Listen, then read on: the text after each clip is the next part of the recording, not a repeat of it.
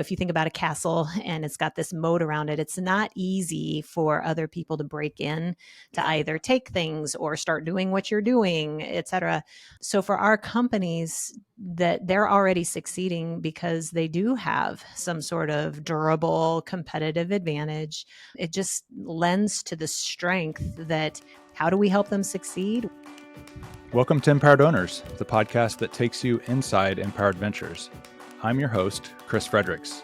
In each episode, I'll have a discussion with one of our employees to discover and highlight their distinct personalities, perspectives, and skills, while also keeping you in the loop with exclusive news, updates on company performance, and a glimpse into the future plans of Empowered Ventures. This is an opportunity for me to learn more about our amazing employee owners, and an opportunity for you to hear regularly from me and others from within Empowered Ventures.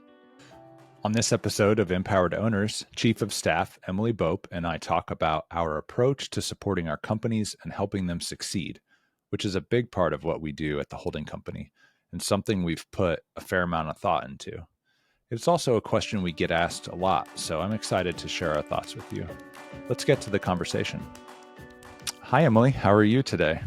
Hey, Chris, I'm doing great. How about yourself? I'm doing really well. Awesome. Well, I'm excited to be back for another EV update episode. And today I wanted to actually kick off with an impromptu question. And I wanted to ask you, who has been the most influential person in your success? I'm really curious.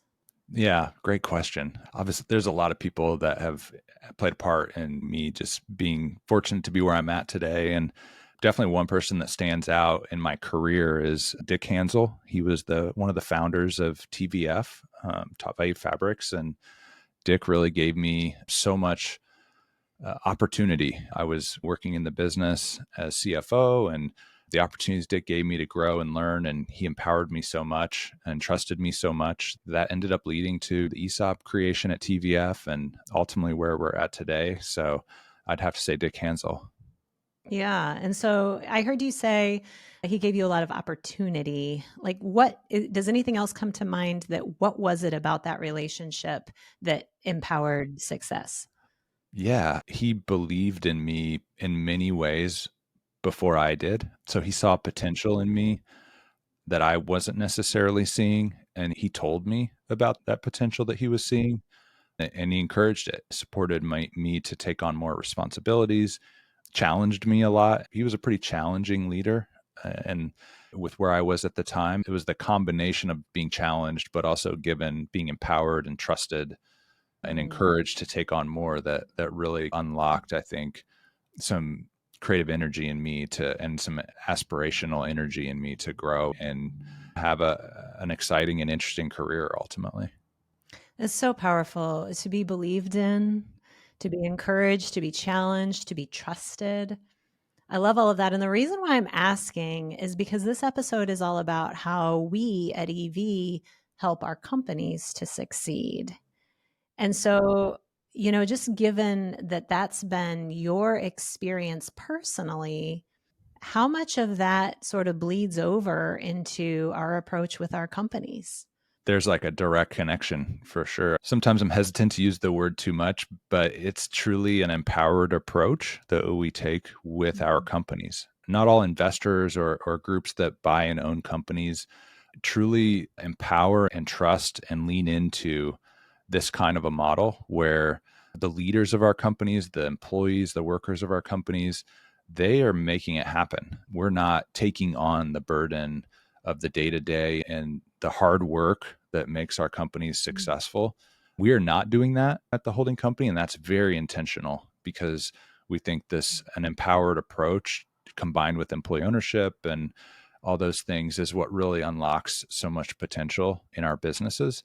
Having said that, there's ways we support this empowered approach. And I think that might be what we're here to dig into a little bit today. Yeah. What are the ways that we support this empowered approach? So 3 of them, and then maybe we can go back and unpack.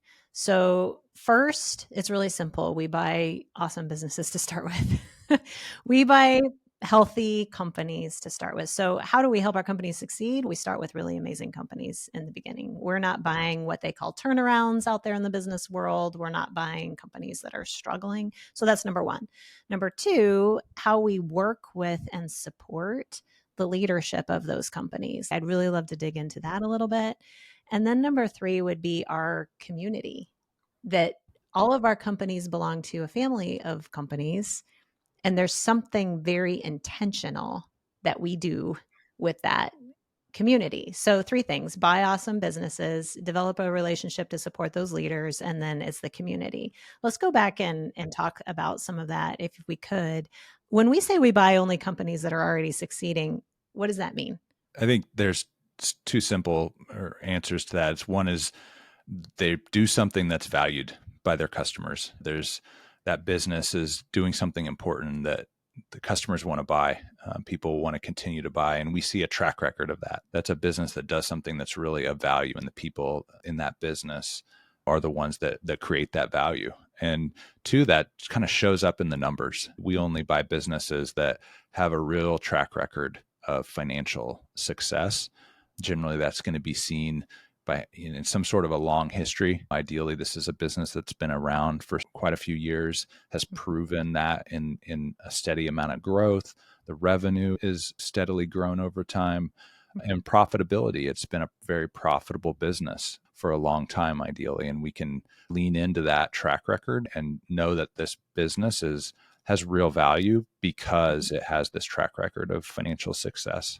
That's awesome. And I would just say, maybe in addition to that, or sort of a layer underneath that, a part of all of that points us to get really comfortable that they have some sort of competitive advantage in their industry. So you mentioned it when you talked about value to customers, but I love the word moat.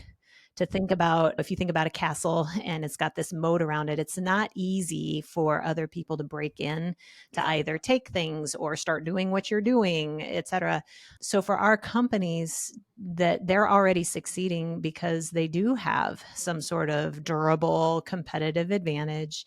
It just lends to the strength that, how do we help them succeed? We start because they're in a really strong position to begin with, and they're companies that would not easily have their share taken by a competitor, or not easily. These aren't commodity kinds of businesses. Yeah, so well put. I think of it mainly how that plays out too is in pricing with customers. If you have to win on price by itself, Mhm. you might not have the strongest competitive advantage. And across the board, our companies, they're able to provide value to their customers that's super meaningful. And it's not about winning on price to those customers. They care about the product and the service they're getting.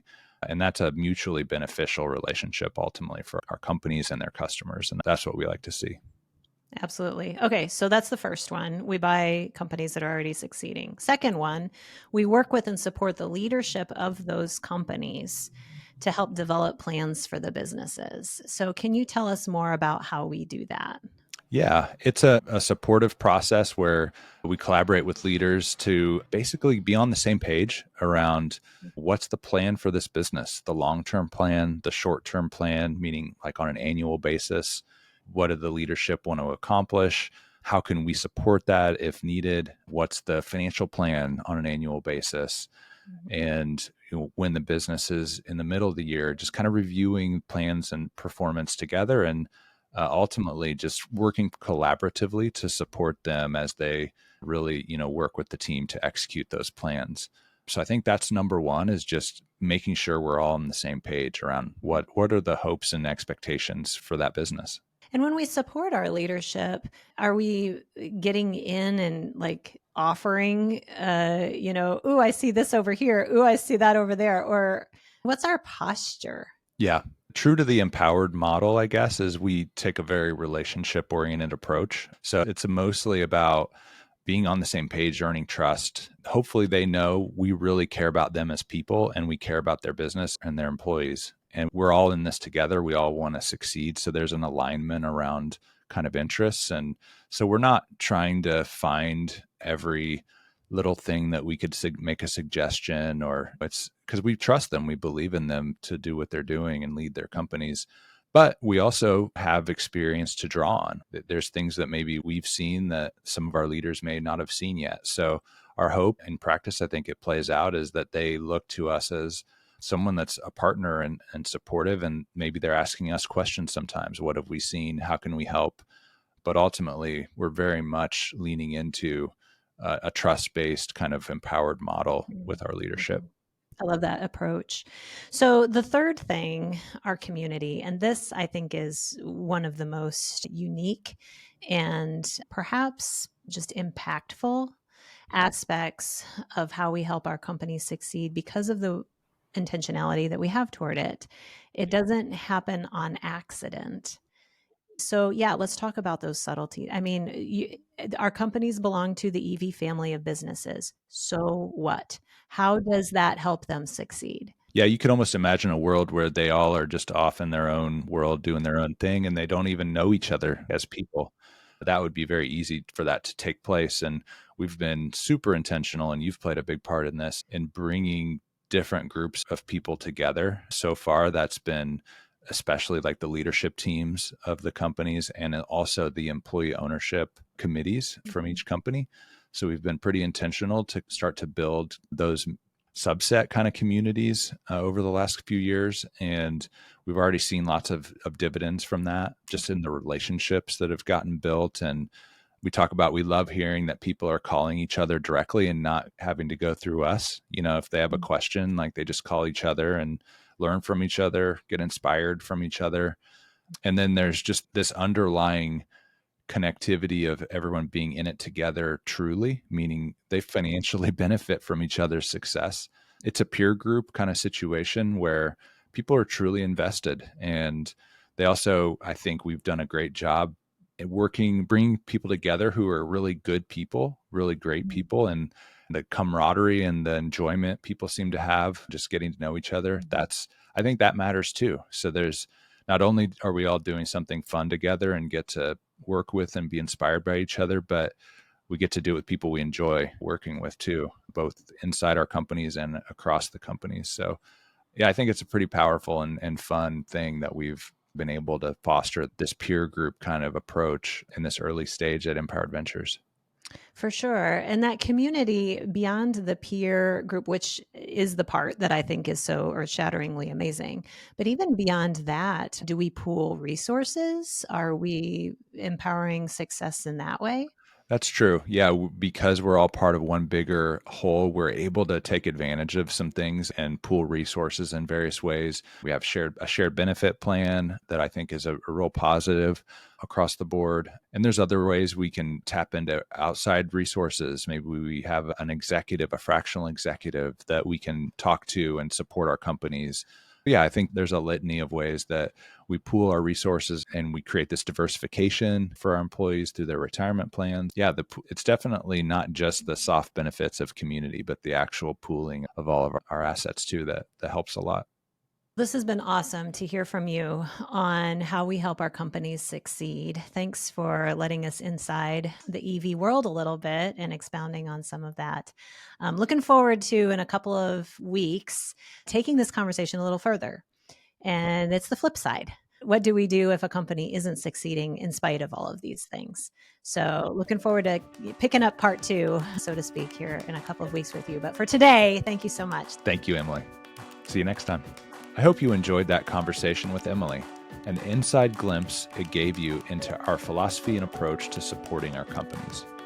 If it sparked any questions or ideas, please be sure to send them our way.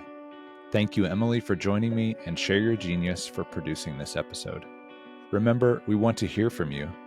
To reach us, send an email to hello@empowered.ventures.